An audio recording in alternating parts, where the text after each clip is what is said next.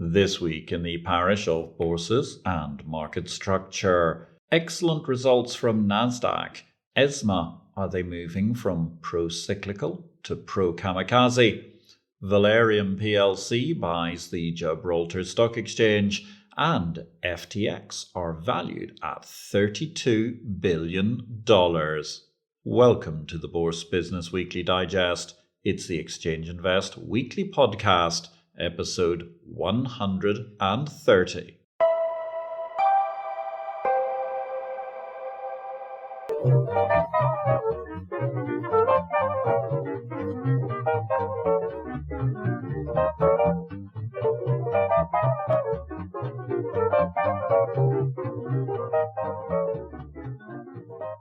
Good day, ladies and gentlemen. This is a very brief reduction of highlights amongst the key headlines from the past week's news in market structure.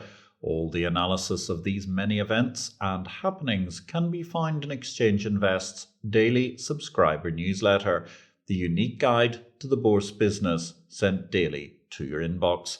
More details via exchangeinvest.com. In the Middle East, in the United Arab Emirates to be precise, Bahrain have signed an MOU, Bahrain Clear, with the Securities Clearing Center company, Mukasa, which is, of course, the central counterparty division of the Tadawul Group in Saudi Arabia.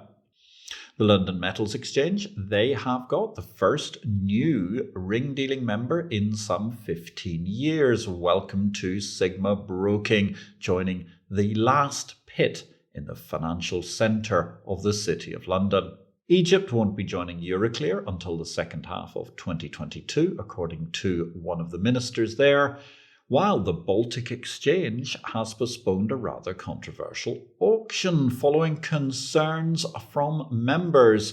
The Baltic Exchange's sea nymph statue, which dates back to 1907, will not be auctioned off during February 2022 as previously planned.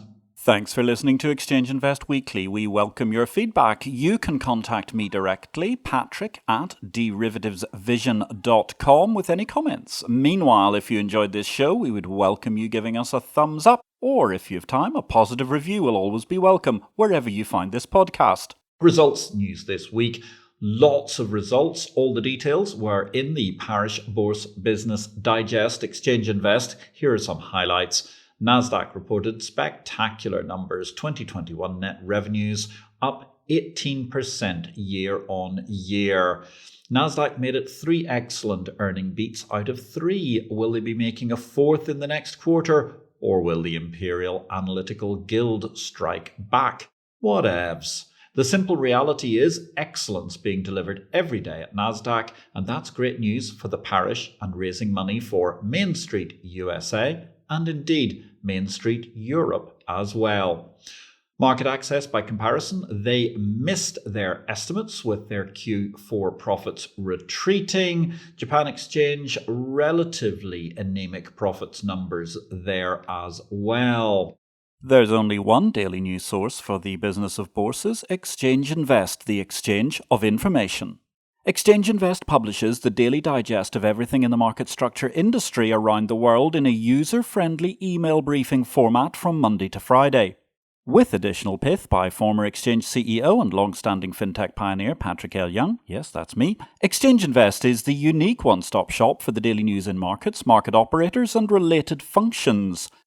Exchange Invest is available to subscribers at $200 per user per year or currency equivalent. You can get more details at exchangeinvest.com or email me, patrick@derivativesvision.com.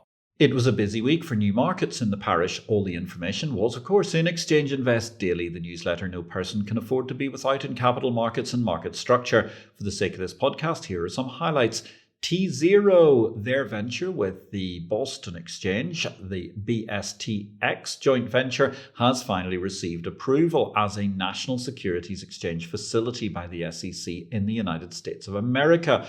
Blockchain feeds, faster settlement, but at the same time, relatively speaking, a proposal that was cut down from its original ambitious scope. Not sure that it'll take as long. It took nearly 3 years, 4 years in fact, of negotiation to build T0 and Box Digital's incorporated BSTX. Over in China, they're looking at Guangzhou are planning to set up a Greater Bay Area carbon exchange. And finally, in new markets this week, a final note from one which is bowing out. Curve Global Markets sent round a note mentioning their many achievements as they became truly the one credible London alternative to the interest rate futures oligopoly across the world. Andy Ross, their chief executive, said some farewell words praising the Curve Global Market and thanking all those who'd supported it before, sadly, the London Stock Exchange Group pulled the rug from under it during the final quarter of last year. Exchange Invest is the daily must-read by the most influential figures operating the world's best markets. We invite you to join the exclusive group of bourse bosses and other C-suite executives who make Exchange Invest the exchange of information, their daily business intelligence guide to markets the world over. Exchange Invest is available to subscribers at $200 per user per year or currency equivalent. You can get more details at exchangeinvest.com or email me, patrick@derivativesvision.com. Deal news this week. Shareholders of Chile's Santiago Stock Exchange have approved integration with the Peruvian and Colombian markets. Latin exchange unified markets are becoming quite the thing. Over in India, an NTPC subsidiary has acquired a 5% stake in the Power Exchange of India, which is promoted by the National Stock Exchange's investment arm and the National Commodity Derivatives Exchange, NCDX. In Gibraltar, the exciting news from the Rock this week, Valereum PLC, of which, of course, full disclosure, Patrick L. Young, the person who's bringing you this podcast today, is Executive Director. Valereum PLC, they are buying the Gibraltar Stock Exchange to create a crypto hub, according to the headlines in Reuters. We had added good news coming over the weekend as well. The acceleration acquisition and increase of that stake is going up to 90% of GSX compared to the previous options on 80%. And indeed, the funding is all there as well. RNS was posted on Monday with an additional $10 million funding facility with a US-led syndicate, enabling Valereum to complete their transaction, of course, subject to regulatory approval for the Gibraltar Stock Exchange. That led us to, well, some quite interesting publicity this week. Gibraltar could launch the world's first crypto stock exchange was amongst the stories. That one was published by Wired.com. Thank you very, very much to the many parishioners who've already passed on their good wishes. It's an exciting time for us and an exciting time for me being involved with this acquisition of a small European exchange. Over in the crypto world, crypto unicorn Amber Group, they acquired the Japanese exchange Day-Current Inc., giving them a foothold into the Japanese market. Maktoum bin Muhammad, he's the big mover and shaker around financial markets in Dubai. He made an interesting statement. We aim to consolidate the presence of Dubai stock exchanges regionally and globally. Very interesting choice of verbiage. Is a Dubai bourse singularity finally looming? If you're looking for some inspiration or something to read these days, don't forget to pick up a copy of my most recent book, Victory or Death, Blockchain, Cryptocurrency and the FinTech World. Victory or Death is published by DV Books and distributed by Ingram Worldwide. While you're waiting for your copy of Victory or Death to arrive, check out our live stream. That's on Tuesdays at 6 p.m. London, 1 o'clock New York time, the IPO-VID live show. Catch the back episodes on LinkedIn and YouTube via IPO-VID. This week we had a fabulous show where we were talking about all sorts of aspects of diversity in the workplace and how to build a better company with Dr. Eliza Philby and the incomparable Julia Streets. After that episode, discussing two diverse tech musketeers, next week we've got Arya Retson, one of the leading figures in the NASDAQ explosion in their European listing facility. Catch us Tuesday, 7 p.m. CET, 6 p.m. London, 1300 hours New York.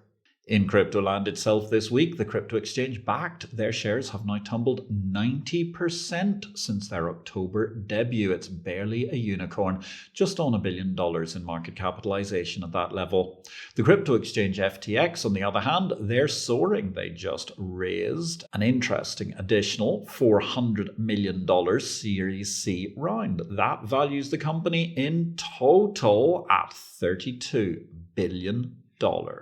Making it the 7th largest property in Young's pyramid of exchanges, just above NASDAQ, just below Deutsche Börse, at the top of Tier 2. Binance, meanwhile, they've built up a $1 billion insurance fund amid the worry about possible crypto hacks. And in Thailand, they've axed a planned 15% cryptocurrency tax in the same week that the Indians announced that they're looking at not just a central bank digital currency, but also adding taxation to the mix from cryptocurrency. Product news this week, the big launch was, of course, that ICE Midland, MAGA as they call it, the West Texas Intermediate Midland American Gulf Coast Futures. They began trading in a rather strong fashion. It's always going to take a while to build up the full liquidity and break down that CME NYMEX WTI nexus, but it looks as if already this is the future of oil. Give it 18 months and let's check how things look. The Luxembourg Stock Exchange, they've jumped into an ESMA sandbox and admitted security tokens which were issued by Societe Generale this week. The first time we've seen issuers registering DLT financial instruments on the official securities list. Very, very interesting as Luxembourg moves on the European Union's recently announced interim crypto token rules. Speaking of crypto token rules, I was on RT this week discussing with RT International various issues in relation to the regulation thereof. This followed a story where President Putin of Russia backed crypto mining, despite the Bank of Russia previously coming out with a hard line and even seeking to ban the concept of cryptocurrency mining within Russia. It was great fun to have a slot discussing this fascinating development where the Russian president deftly slapped down the central bank's moves to ban cryptocurrency and embraced a mining strategy centered on regions with an energy surplus such as Irkutsk, Krasnoyarsk and Karelia. It's not all about being the Wild East, however. President Putin was outlining a clear desire to engage taxation and regulation in the crypto mix. Technology news this week, Allianz X, they are leading a $21 million funding round for Open Gamma. They're the people that do all sorts of interesting things with OTC transactions post-trade. And unfortunately, the Eastern Caribbean Central Bank digital currency platform has crashed. The Eastern Caribbean Central Bank has been forced to pull the switch on its digital dollar project Dcash to deal with technical issues, leaving holders of the CBDC in limbo. Over in crowdfunding news, Zopa, they have officially exited the peer-to-peer lending business, a business which they actually inaugurated. They're the world's oldest peer-to-peer lending platform, and they closed their business on the 31st of January 2022. Regulation news this week, the European Union is seeking, via ESMA, more influence over margin calls at clearing houses. ESMA words this as it's consulting on CCP anti-pro-cyclicality measures. It's another tango of trust erosion from Brussels. Well, strictly geolocated, we're talking about Paris, as the City of Light's most notable financial regulator seeks to impose a sort of murky shadow on quis custodiet ipsos margins, to offer a little Latin tweak. But the custodes, well, that remains relevant too. The phrase dangerous remedies was once appended to my global custodian column way back when, and that's a pertinent descriptor for this latest ESMA intervention, which reeks of control freakery and, frankly, dangerous market manipulation. Set against the backdrop that the next euro crisis is way more inevitable than, say, Comrade Vladimir marching all the way to Kiev, I believe neocon Dems are somewhat delusional in this regard, albeit, of course, Putin may yet opt to rework the old USSR borders a bit and include a few more ethnic Russians in Russia. Nevertheless, the CCP plans of the European Union seem to be masquerading as an attempt to try and manipulate the euro and thus save the next euro crisis before it begins. The idea of any EU body having influence over how much margin can be charged when the euro currency is in a perma-crisis, or at least on the verge of a perma-crisis, strikes me as the absolute humdinger way to ensure Europe gets back to living in mud huts. At least I suppose the European community would then be able to trumpet meeting its emission targets, but in my humble opinion that might be a tad pyrrhic as victories go. If I had my euro collateral in LCH right now, I might breathe easier, but I might also consider whether I want to be exposed at all to a potentially manipulated via margin currency zone. In criticising pro-cyclicality, ESMA has moved the debate on a notch or three to pro-kamikaze, a whole new concept for CCP risk. Meanwhile, in what amounts to a branding bullseye or a branding disaster depending on your position in life, we noted that last week there was a headline in EU startups: Brussels-based Cowboy raises over €70 million to grow the e-bike revolution. However, we're not done there on the margin stories. ESMA has subsequently discussed, and indeed the European Union has roped in pension funds to boost post-Brexit clearing capacity. That was the headline in Europe, which gives us, well, clear evidence of an air of desperation of how the European Union has falsely got the impression it must manage everything within its borders post-Brexit. Elsewhere, interesting consultation from ESMA. They're looking at trading venue perimeters. The consultation follows up on the final report on the functioning of organised trading facilities under MiFID II, in which ESMA committed to publish an opinion clarifying the definition of multilateral systems and providing guidance on when systems should be considered as multilateral systems and, in consequence, seek for authorisation as trading venues. That's all very interesting because, of course, there are lots of, broker-driven platforms that look a tiny touch multilateral but aren't regulated as such, and indeed there are also a series of technological platforms which some might argue are really multilateral trading facilities. This argument's going to rage on, and in the USA this week we had a similar kind of argument as the SEC tries to ring-fence the definition of just what is an exchange. Finally, in regulation news this week, we've got news of industrial action. Trades unions are ratcheting up the threat of strike action at the UK's financial watchdog, FCA. Given the pretty generous terms and conditions for the UK regulatory staff, the notion of their workforce striking at a time when workers, not of the office variety, clearly, have been struggling strikes me as ironic, but it means the SEC and the FCA are both beset with labour unrest at the moment. That leads me to ponder what a world with striking financial regulators might look like. I can't help but recall that when they didn't have a government to intervene in Belgium for over a year at one time, the country dug itself out of recession, thanks largely to the lack of new red tape, due to the lack of political wrangling, due to the lack of a government. In career news this week, ESMA have appointed 2 new members to their management board. The new members are Thorsten Potsch. He works for BaFin, the German regulator, who you will recall, of course, were the people who didn't notice Wirecard happening. And then Rodrigo Buenaventura from the Spanish CNMV is going to be joining.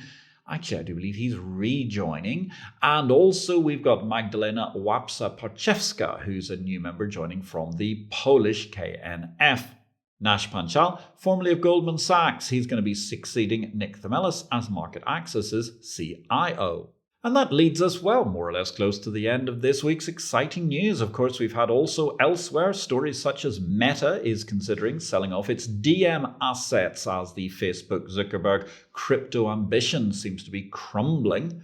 And there was also, of course, a story I read just last week of how another worldwide wrestling entertainment starlet had tied up with a cryptocurrency exchange. And I just couldn't understand or indeed decide what might have triggered Bitcoin et al. To peak in recent months. The UAE, it introduced a blockbuster altogether though, ladies and gentlemen, its first ever corporate taxes. Those are set to start in 2023. The country's statutory tax rate will be 9% for taxable income exceeding 375,000 UAE dirhams. That's a shade just over $100,000 US. That seismic corporation tax move is albeit on domestic UAE earnings. Free zones and indeed foreign-owned companies trading overseas are apparently not affected. Personal tax, that remains solidly and firmly, we believe, at 0%. And on that mysterious and magnificent note, ladies and gentlemen, my name is Patrick L. Young, publisher of Exchange Invest and indeed Executive Director at Valereum PLC, wishing you a great week in blockchain, life and markets.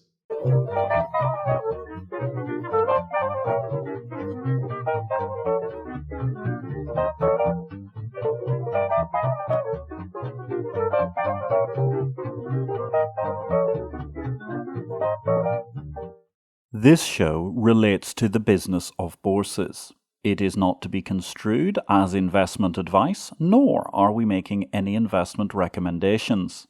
Please consult an investment advisor before you make any investments, and for goodness sake, do your due diligence and do not make investments without complying with the regulations in your home state.